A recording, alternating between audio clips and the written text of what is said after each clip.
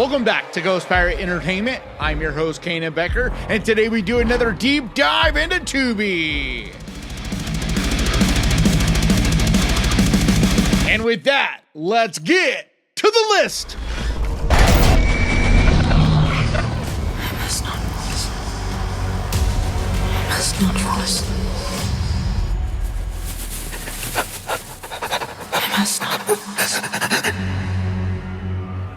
Breathing In is a 2023 South African horror movie, written and directed by Jaco Bauer. It stars Michelle Burgers, Jamie Lee Money, and Sven Roygrok. In 1901, South Africa, a wounded general seeks refuge in the small home of a woman and her young daughter. But before long, he learns the real reason why they invited him in. Good evening. Coffee?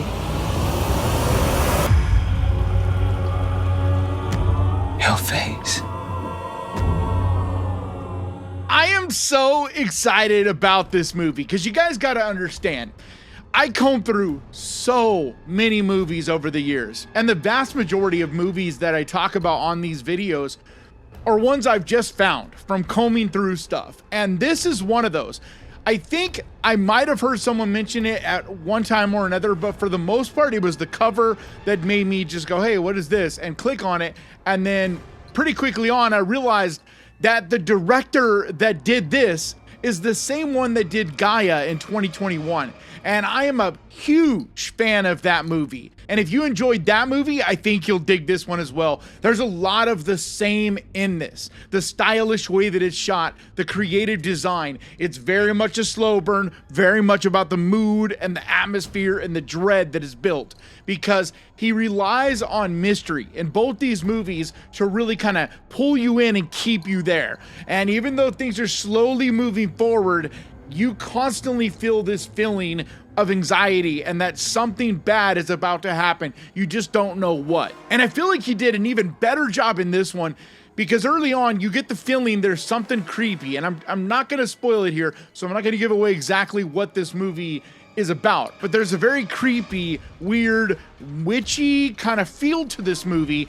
And you're wondering, is there magic at play? Is there supernatural in this? Is it a grounded movie? Like, what is exactly going on here? And you don't really get the answers to that until pretty late in the movie. But it does do a great job of not leaving you hanging. It does give you the answers you're looking for by the end. But you gotta be into the small, indie, artsy kind of films, the ones that are very much slow and about the dread and the anticipation and mystery and all of that, to enjoy this, because it's not an action-packed movie. It's not a movie that takes place over all these different areas. The entire movie takes place in just this one little house, but they find a way to do all these creative, imaginative shots, amazing art design, and just these creative shots of weird, different, colorful, interesting visuals, even though they are all in this one house. It's the same thing that Jaco Bauer did in Gaia. But it's my favorite little movie right now, mostly just because I just discovered it. But whenever I find something like that, I just get so excited and want to make a list right away. So it's what caused me to make this list in the first place. But if everything I just said sounds intriguing and interesting to you and something you might be into, then do yourself a favor and make Breathing In the next thing that you watch.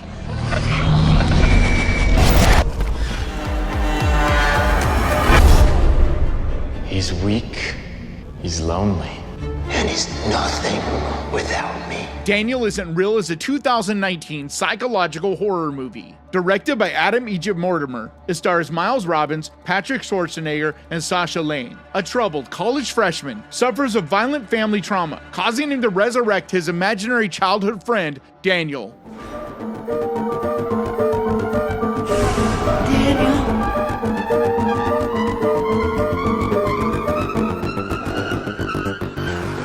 Here's another one of my favorite discoveries, like what I was just saying with Breathing In. This is one of those films that I hadn't heard about. I just kind of came across it one day and I've just been a huge fan of it ever since. I talk about it once every year or so. I think it's been a little more than a year since I talked about this one. But either way, it's so good. It's one of those movies that's really cool because it starts out at one speed and you're starting to get a feel for it.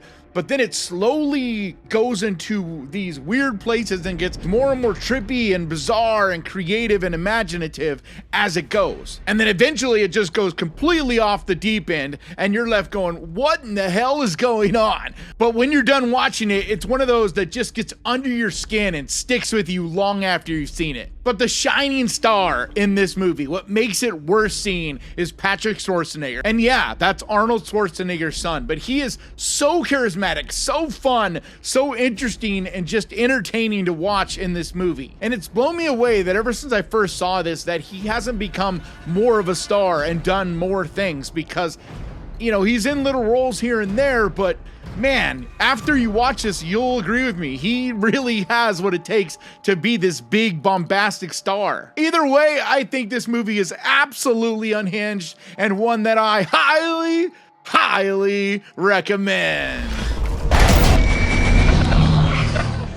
Come with me, Owen. I'll show you things you wish you'd never seen.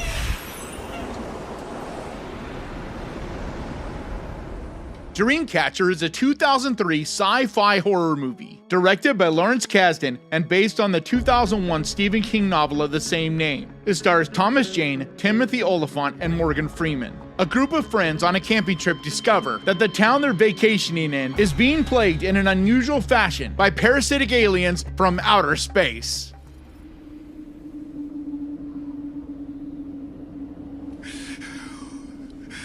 What do you want? I adore this movie, and I understand the hate that it gets over the years, and it's probably fair. I just, for whatever reason, there's something about this movie, the charm in it. There's something for me in general about these kind of shitty made Stephen King movies, like this one and The Langoliers. Like, they're not great movies, okay? This one's got a big budget though. Like, this wasn't a made for TV one like Langoliers. Like, the cast in this is amazing for one. I mean, just all these people, especially in this era, were a big deal. I only mentioned a few of them, but yeah, this cast is absolutely stacked. But it's just fun, and it reminded me of my circle of friends at the time. And now I look back on that era in general with fond memories, and just something about this kind of has stuck with me as being that comfort food type of movie. There's a cozy, weird vibe to it. I don't understand what that exactly means, but those of you that know what that means, get it. But beyond that, this movie gets twisted, it gets gross, it gets uncomfortable. There's a cheesy, weird humor to it that I also find charming and fun, but it gets kind of dark and twisted and macabre as well. But it's just out there, and I'm not at all trying to defend it and say that it's a good movie. Like, it is not. Like, I can look at it objectively and say this is not a good movie, but it doesn't change the fact that it's entertaining and fun and enjoyable.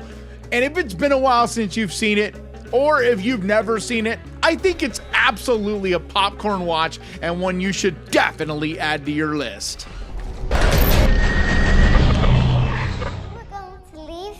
I was scared. Are you still scared?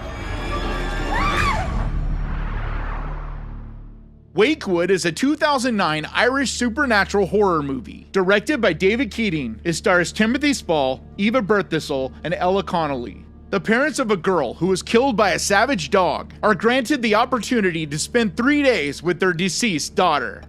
I can bring your daughter back to life for a short time, so you can see her, hold her again, and say goodbye properly. This is a great hidden gem. This is one I don't hear anybody mention, at least not very often anyway. And it really gets under your skin. It's really creepy and atmospheric and very cold in the way that it's put together. And it's cool too because it has a fun kind of twist on the Pet Semetery story. Because I don't want to get into this and spoil things, but it has a similar thing going on where you can bring back that loved one, so to speak, but it changes things up, and there are a lot of twists and turns that it takes, so it isn't as simple as you might think. I really enjoy the fact that it starts out creepy and disturbing and haunting right away, but it devolves into something even darker and even more twisted and messed up, and by the end, it's absolutely twisted. It is a little bit of a slow burn. I mean, it's not super duper slow, but it definitely takes its time unfolding. But it's a lot of that UK style of filmmaking where movies are allowed to breathe, and kind of the dialogue and the way things unfold, they don't happen super fast. But because of that, it has that extra feeling of dread that builds throughout. But if you've yet to see Wakewood, I think it's definitely a good watch.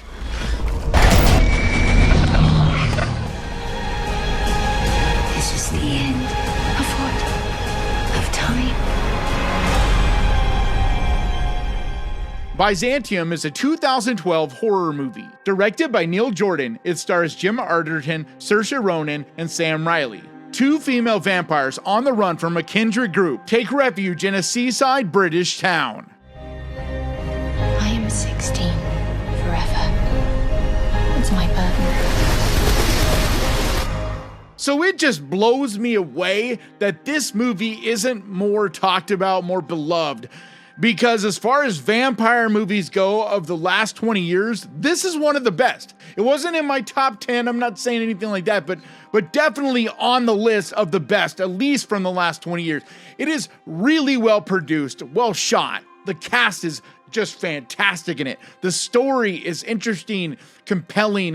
It goes and takes all these twists and turns and keeps you guessing and trying to figure out what exactly the situation is here. Because right away you know it's vampires, so there's nothing spoilery about that.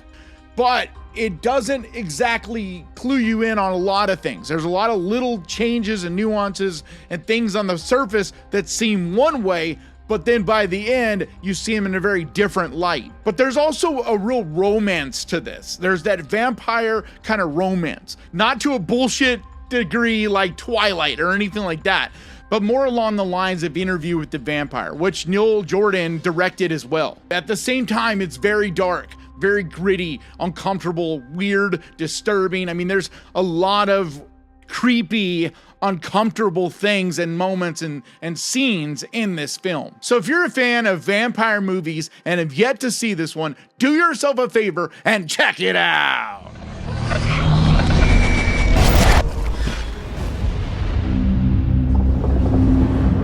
Why does this feel worse?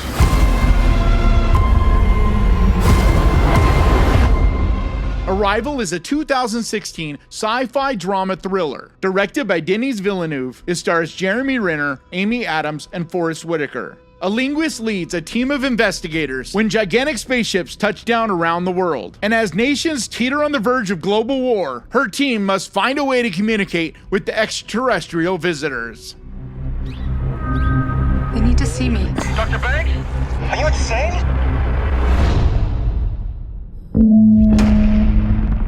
That's a proper introduction. So based on the title of this video, don't come at me saying, what are you talking about? This is not a horror movie. I'm not saying it's a horror movie, but it's definitely a thriller, and it's got a lot of sci-fi fun. There's just qualities about this that I think most fans of horror are also fans of things like this. Besides that, there is some really creepy things in this. The visuals, the way Denis Villeneuve shoots things, and this design of the elements, the extraterrestrials, just everything, the way it's presented, there's a much darker, creepy, weird edge to it than you would expect from a movie that is not labeled in any way a horror movie. But maybe that's just me, but I've always found this movie to be uncomfortable and disturbing for some reason. There's a lot of things in this. Everything from the way culture and the press and everything covers these extraterrestrials to the way they look, the way they talk. All of that, there's just this weirdness about it, this uncomfortable creepiness that just gets inside of you and messes with your mind. But it's also a really powerful, well-written, really well-performed movie. One that of Denis Villeneuve's movies, I feel like has kind of gotten lost because his Dune series has become such a big deal. But this one is still deserving of attention, because I think there's still a number of people out there that are new to this. Because like I didn't see it when it first hit theaters. I didn't see it until it had been out for a couple years. So there's always people out there that are discovering things all the time. And when I saw that they made it available on Tubi to watch for free right now, I was like, you know what? I love this movie. And I know there's people out there like me that love horror, but that will also still find a lot of value in this that haven't seen it. So I absolutely had to mention it on this list. Sometimes dead is better.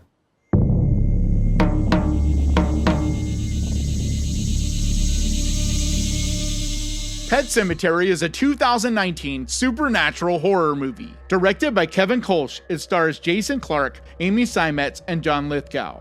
A doctor and his wife relocate to Maine with their 2 young children, but soon the couple discovers a mysterious burial ground hidden in the woods near their home.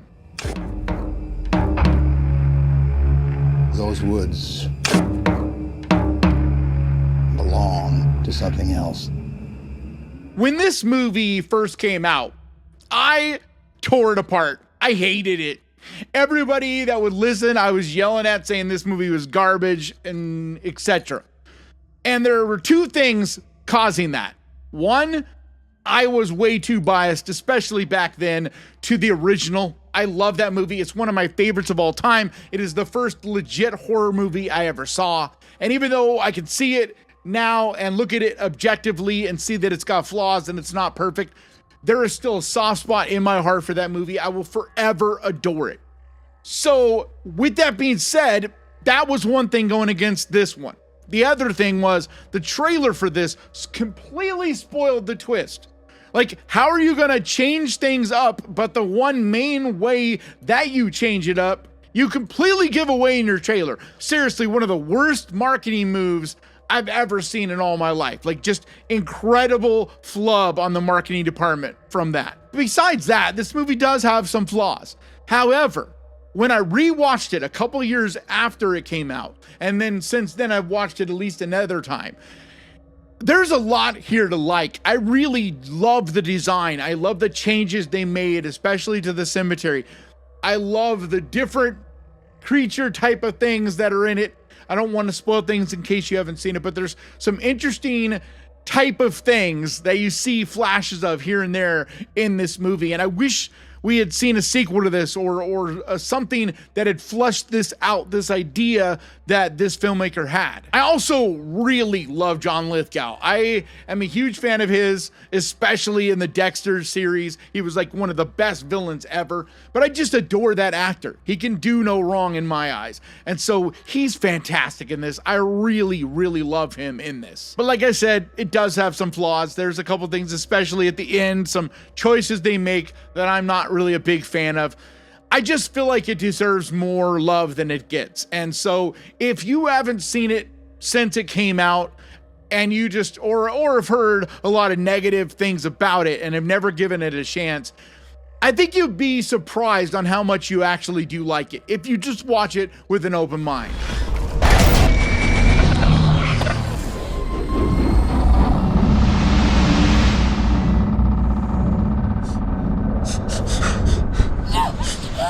Hills Have Eyes is a 2006 horror movie. Directed by Alexandra Aja, it's a remake of Wes Craven's 1977 classic and stars Aaron Stanford, Kathleen Quinlan, and Vanessa Shaw. The story follows a family that is targeted by a group of cannibalistic mutants after their car breaks down in the desert.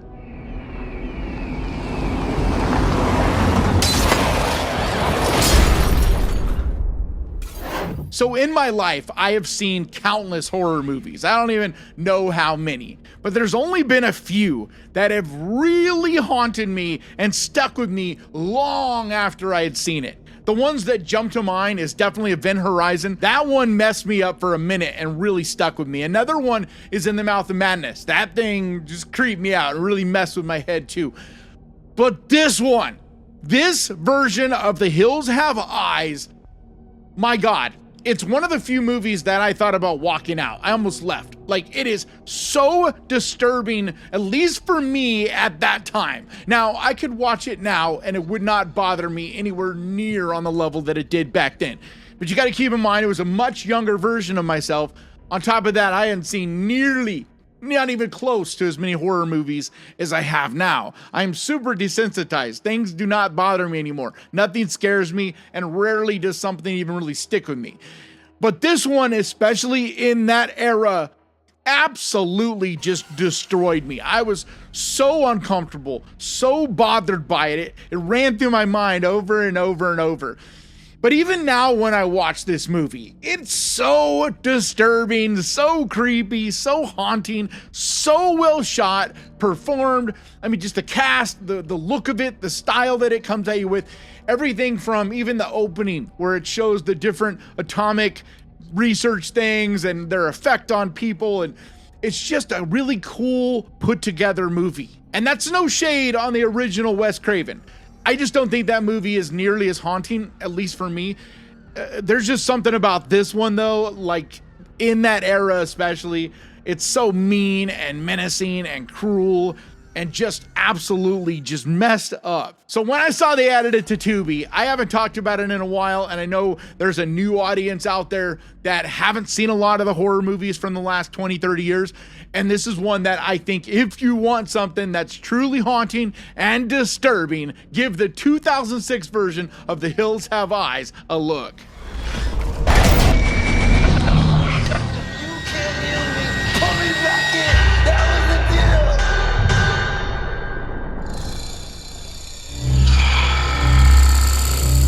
Tin Can is a 2020 Canadian sci-fi horror movie. Directed by Seth A. Smith, it stars Anna Hopkins, Michael Ironside, and Simon Paul Mutiamana. As the world faces a deadly plague, humanity's hope for a cure lies with a scientist who awakens imprisoned in a metal chamber. So she desperately works to escape her confined cell to save the last of humanity. Just be patient. We'll all be fine. Listen.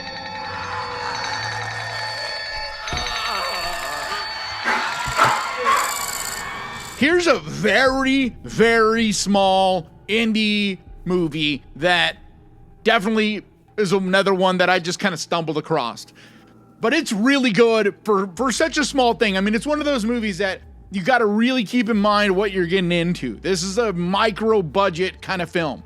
But for what they're working with, the cast and everything involved does a really good job of being interesting, even though it is working with limited resources. I mean, the entire movie pretty much takes place in just this one little area. But the weird sci-fi elements, the look of things, the design, it's imaginative and creative.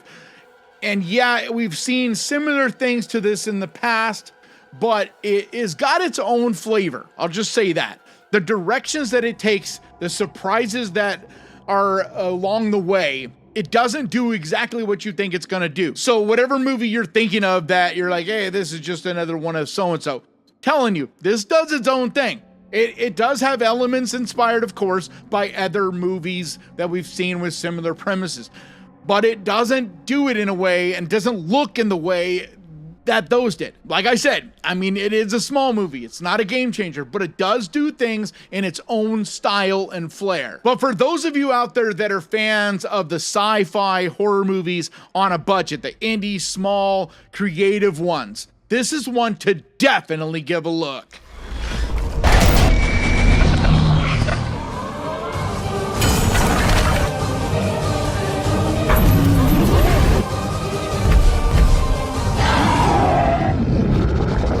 Troll Hunter is a 2010 Norwegian found footage horror movie. Written and directed by Andre Overdahl. It stars Otto Jespersen, Hans Morten Hansen, and Thomas Alf Larsen.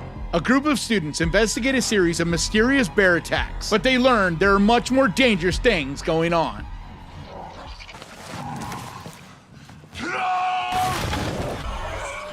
It's wild. From the premise of this, the idea of it, you would never ever think this movie is as fun and just brilliant as it is. I would never think anyone could take this premise, this idea of giant trolls and things like that, and make something creepy, scary, fun, creative, imaginative. I mean, you name it, this movie has it in it. It's heart-pounding, super intense, mysterious, weird.